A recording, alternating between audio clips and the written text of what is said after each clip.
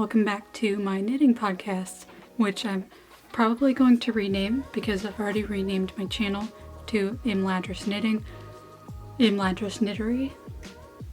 because I love Lord of the Rings and I just felt like Olivia Knits Things is not very helpful to people who want to know kind of the vibe that I like to go for.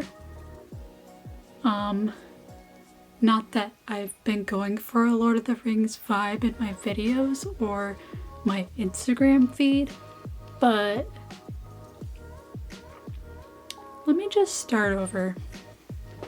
I changed my name to Imladris Knittery because I wanted to kind of show people how I want to embody more of like a whimsical take on knitting. I like to knit more classic things as well, but I also like to make a lot of amigurumi and vintage things, and I really like to try stuff, so I'm hoping to make this kind of a cozy place. And yeah, so I'm trying to think of a better name for my channel right now, or for my knitting podcast, better than Yarn Diaries, because I feel like Yarn Diaries, a little basic. Nothing wrong with basic, but it's just not how I want to represent my podcast. So I'll be thinking about that and probably change it soon. But anyways, I've already rambled for too long. So this video, I'm hoping, will generate some discussion because I love talking about unpopular knitting opinions.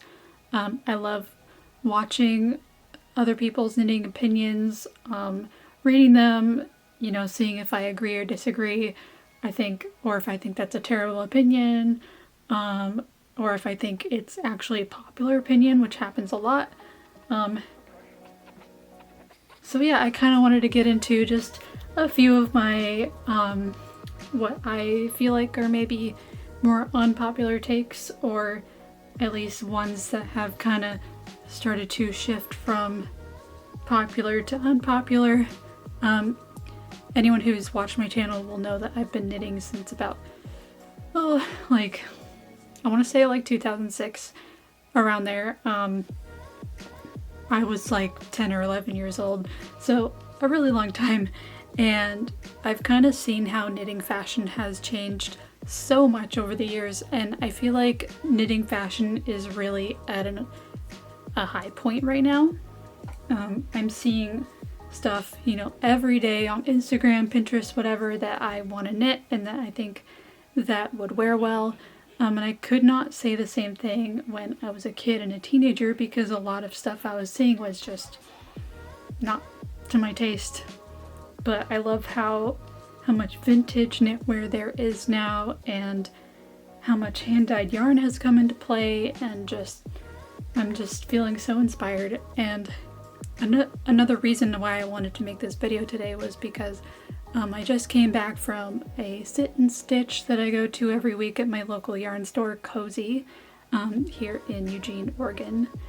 And I just had some really good conversations. I've been getting to know people a little bit every week, and someone made cookies, and that probably helped. But I just came back from that feeling like I really want to put out another podcast, because I just feel so fulfilled being part of this community. And anyways, I'm just going to get into the opinions, and then towards the end I will give a refreshed update of my whips and my FOs and where I'm at with all that. So without further ado, the first unpopular opinion that I will share is that I just don't get scarves and cowls. Scarves were probably my first projects, and I think they are decent. I don't know. I feel like they're decent beginner projects because you're learning. It's a good way to learn stitches, but they're just so boring to make, and I don't think they look great to wear unless it's a very, very specific type of scarf. There are a couple I've seen that I really like, and I have a couple myself. Like I have a really wide, like white, like a snow white scarf with tassels at the ends, and I think that's a really nice scarf. And then I also have like a family heirloom sort of like Scottish plaid flannel. I think it, well, I don't know, it's like a wool scarf, and it's very modest and small, and it looks very classic. So they're just a few examples of scarves that I like. And then I think it's in my winter drawer right now, but I have a cowl that I made out of Debbie Bliss Paloma tweed yarn, and it is the greatest thing to wear around my neck ever. And that's my cowl. And otherwise, I don't like cowls. I don't like the way they look. And if I'm gonna knit something, if I'm gonna knit like a tube type thing, I'd rather just be knitting a hat. So that's the first opinion. And just a disclaimer, these are probably like the least spicy unpopular opinions in the knitting world, but I still think that they're fun to share. So anyways, the second one is I enjoy seed stitch. I like the switching. I'm an English knitter and I like switching the yarn back and forth. It just feels very rhythmic and relaxing, and I love how seed stitch turns out. So I really like that, and 1x1 ribbing kind of falls into that as well. Not much to say there, just some people find it annoying to have to switch the yarn over and over, and some people like me like it. I think it also has to do if you're an English knitter, you do have to bring the yarn forward and put it back when you knit, but I know that with I think with Norwegian knitting you don't have to do that. I've been kind of thinking about learning that, but I'm in the middle of a bunch of projects, and I feel like learning a new knitting style, you have to like practice on something else or start a new project. I'm just not there right now. In that same vein, I also like purling. So the way I purl is, again, I'm an English knitter, so I've got the yarn in my right hand. And so what I do is I have my needles, and I'm trying to remember what I do. I like to wrap the yarn around my pinky, and then as I put the needle in for a stitch, I like to wrap it with my right hand. But I know that there are also a lot of English knitters who switch it to their left hand, but I like quickly doing it with my right hand, and I like it. It's about as fast as knitting, maybe a little bit slower. My fourth unpopular opinion, this one might be a little bit spicy actually. I do not like seeing large stashes. It's the thought of having a giant stash stresses me out because I like having a neat space. My space is not always neat. You can see sort of like, never mind. I like having a neat space, and if I don't have a neat space, I feel stressed out, and the thought of having to figure out organization for a large amount of yarn in a small space, or really any space, just makes me feel overwhelmed and like I have to use it all. And what I like about having a small stash, which is right now I have a pretty small stash, I'll just show you real quick. So that's my stash pretty much. I've got a drawer here with some miscellaneous notions. This is my to be used pretty, what am I trying to say? This is my to be used pretty soon little drawer. This is for a sweater I'm making right now. And then this is gonna be a Josephine top, a shawl I'm working on, and then this is just gonna be the I-cord for the pixie hood I'm working on. This is my scraps drawer, which is actually my favorite part of this organization system, because I like having just a catch-all area for those little balls that I'm not going to use for very many things. This is my acrylic and cotton drawer, which is mostly for amigurumi. So it's basically, I open this drawer and I'm looking for a color. I'm not looking for fiber.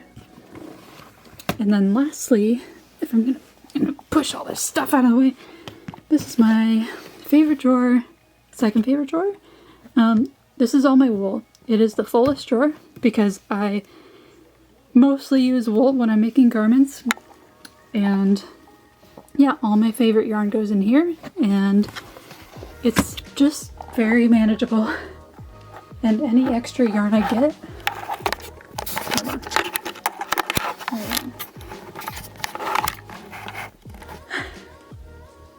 any extra yarn I get either gets put on top of that chest and it's there for me to see and see that I need to use it.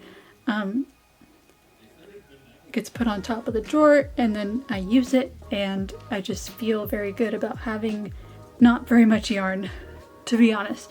I love buying yarn, but I love using it as well. Like, seeing it used up makes me very happy. So yeah, that's probably my spiciest opinion, is that like when people joke about having a really big stash, or even like probably the worst offender for me is when people joke about like, oh, I'm hiding my yarn purchase from my husband, isn't that funny? I think maybe that's not the healthiest mindset to have.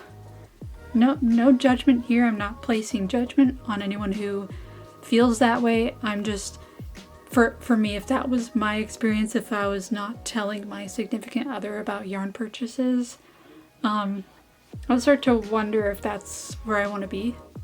And it's actually kind of funny because the other day I bought some yarn from a yarn dyer who is really sweet, and she came out with a 90s nostalgic like Halloween yarn collection, and I bought the Goosebumps. Yeah, I bought the Goosebumps one in worsted. I bought all in worsted. I bought the Goosebumps one, the Nightmare Before Christmas skein, and then in a separate purchase, because I realized I wanted another one, I bought the Halloween Town one.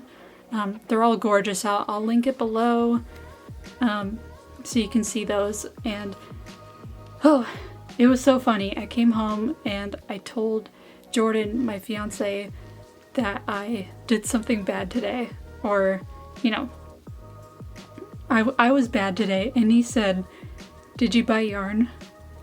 And I did buy yarn, but it's kind of become a joke where like if I spend money on something, it's yarn.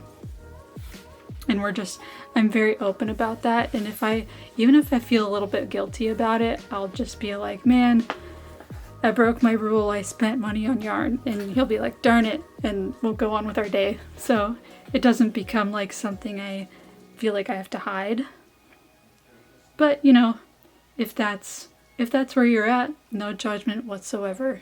On to my last one.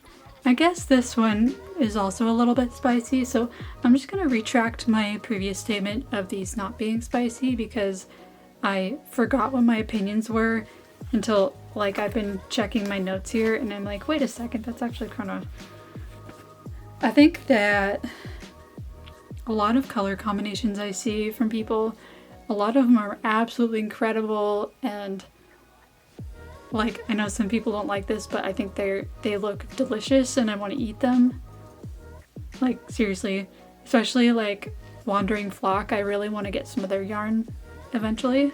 Because their like pastels just look like ice cream I want to eat. But there are some color combinations people will use for their projects, or just not even color combinations, but color choices that people make. And I'm just like, why? Why did you do that? Why did you do that to that lovely project that could have been made in a better color? why does that yarn exist? I don't understand. Again, I don't know. I want to say I'm not like judging anybody. Like if someone shows me a finished product and I don't like the color, I can still recognize that they worked hard on it, and it's a beautiful thing to have knitted a piece that you're proud of, and like I'm all for that. Just inside I'm like, oh, why did you do that? Why did you do that? But yeah, I would love to know what you think of these opinions, and maybe eventually if more people watch my channel, I'd love to collect people's unpopular opinions or do something similar where I can react to them, because I love reading the weird things that people come up with and the things that I have never thought of to be an unpopular opinion, but when I think about them, they are. Like, I know that some people, I guess this is an unpopular opinion I've seen a lot, is that what is the point of shawls? Why do people make shawls? Personally, I love shawls because I'm a perpetually cold person, and I love like the witchy cottagecore aesthetics, both of those, and shawls are perfect for that. But I know that there are a lot of people in the camp of, why do shawls exist? Why would you make shawls? And I kind of understand that, because sometimes shawls just get put in a box somewhere and they don't get worn. So that's one I've seen around, and I've also seen ones like what I said, I like purling. Yeah, so eventually I'd love to do a video where I'm reacting to your unpopular knitting opinions, maybe even crochet opinions, because I used to be a crocheter, so I've been in that world. Not online really, but you know, I know how to single crochet, so there we go. It's official. So I'm gonna get into my FOs first because it's very underwhelming. I have 2 FOs to show you, and one of them is a tiny amigurumi cat that I just finished, and the other is a vest I'm not super happy with. So I'll save the best for last, actually. So this is the Open Trails sweater vest, which I modified to be in like an extra small, and so it normally, I'm trying to remember, normally I think it has a little bit of positive ease, but this one pretty much has no positive ease at all. I made the neck too small, which is just great. Like, I can fit my head through, but it stretches a lot. And I made a mistake with the armholes, and I should have skipped some stitches, because now when I wear it on the back, it like flares out, which is not great, but it's still cute. I made it to wear to the Barbie movie, and then it ended up being too hot because it's August. So yeah, this was a choice. The pattern's great, and I highly recommend, I will link it below. It's the Open Trails sweater vest, and I made this with Lion Brand Thick and Quick, leftover from a test knit. And these are, I like the colors, they're very cute. And I kind of just winged it with the stripes, but it probably doesn't look like I winged it, does it? It looks like I did this on purpose. Let's just say I did. I'm more proud of this ghost kitty that I made. Here it is. Little tail, little ears. I showed this to someone in Sit and Stitch, and they said, "Are you gonna put eyes on it?" And I'm like, of course. But the truth is, I was planning to not put eyes on the ghost part, but they gave me a really good idea of putting like X's for the eyes, and I thought that would be really cute, so I think I'll probably do that. But for now, we've got the ghost kitty. You can see it Ghost kitty. Come on. Ghost kitty. Yes. And then the fun part, you can take off the ghost thing, ghost sheet, and there's a kitty. And it's very cute.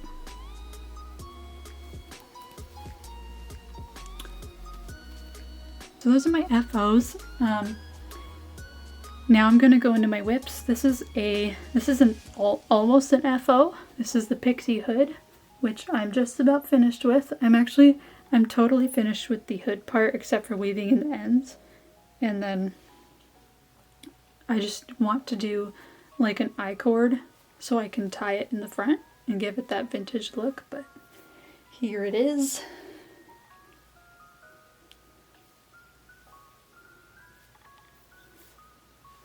There it is. Oh, it's so cute.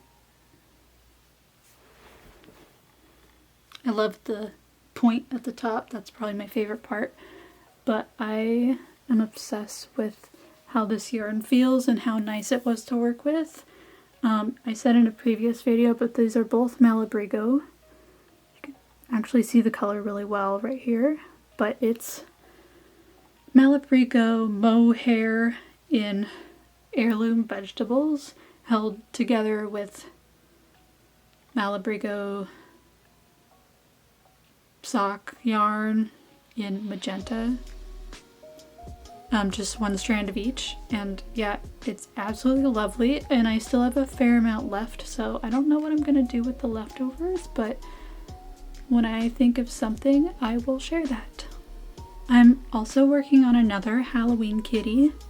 And these are both Mochi Mochi World designs, so if you've seen like the little tiny gnome, you probably know what I'm talking about. But this is a pumpkin that is knitted specifically so that a kitty can go inside. And I'm not going to pull it out right now, but it's basically like a big tube, like a closed tube. And then I put the yellow part inside so that it is so that I could stuff the orange part. I can't do this today. I still have to make the pumpkin, top of the pumpkin, and I'm working on the cat right now. It is of course going to be a black kitty, and I kind of don't like DPNs, but at the same time it kind of feels like I'm doing witchcraft when I use DPNs, and I like the interesting construction of knitted amigurumi, and it kind of makes me feel like a wizard. So yeah, I prefer the look of knitted amigurumi as opposed to crochet. Even though I crocheted amigurumi for years, I just prefer it. A very exciting whip that I have is the Folklore cardigan, which you can kind of see it forming, like that's the wrong side. This is the right side. You can see the cable starting to form, which is really cool. And if you're a Taylor Swift fan, you'll notice that these are Speak Now colors, which my favorite album is Reputation and then Speak Now, but I felt like Speak Now had better cardigan colors than Reputation, which would probably be like black and green or gray. I just felt like purple and gold, like, come on. So I'm taking my time on that. I'm not trying to get this out. I'm not trying to finish this by any date or season or anything. It's just here when I feel like working on it, when I feel like doing some cables, some charts. Yeah, and it's turning out really well already. I know some people were saying that the pattern is kind of hard to follow, but I spend a lot of time before starting a pattern, like deconstructing every little part of it, so that really helps doing that. So far so good, but we'll see how it goes. I'll provide updates if anyone cares. The candy sweater. let me show you how much I've done since last time. The body is done, just about. I'm doing the ribbing right now. Oh God, what happened? The ribbing is started now. I like, here's my beginning of round marker, and this is, I just started with the ribbing. So I'm gonna just do ribbing for like an inch or two. Bind off. I'm gonna do, I think it's Italian / tubular bind off for this sweater. So it'll be my first time doing that actually, and I'm looking forward to seeing how that turns out. And then I'll be doing the sleeves. And yeah, I'm probably gonna wear this way too often. But luckily I have a fabric shaver, so we're good. One thing I'm super excited about is I'm gonna be making the Jessie made outline tee, but it's a sample knit for Always Be Kind Yarn, who I've met a few times now at Sit and Stitch. And she's a really sweet person and fun to talk to, and I offered to help her out because she's been wanting a couple people to sample knit her yarn. And so I'm going to be making the Jessie made outline tee in this yarn she has called Glowworm. And oh my god, can you see that? Like, sparkly rainbow mess. It's fantastic. And so these two will turn into the outline tee.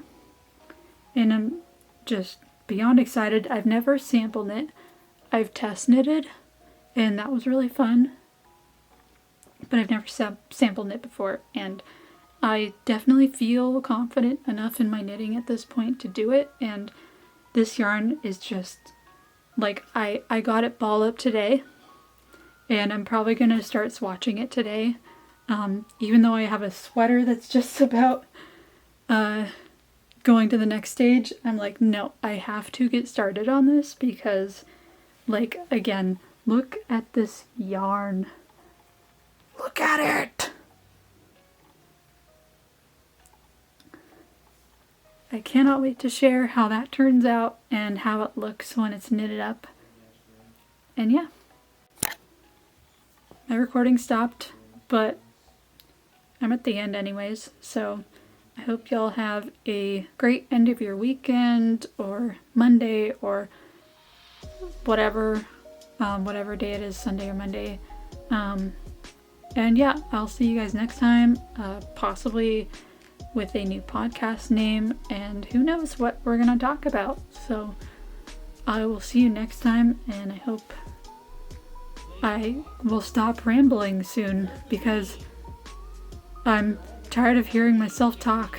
So peace out, and see you next time.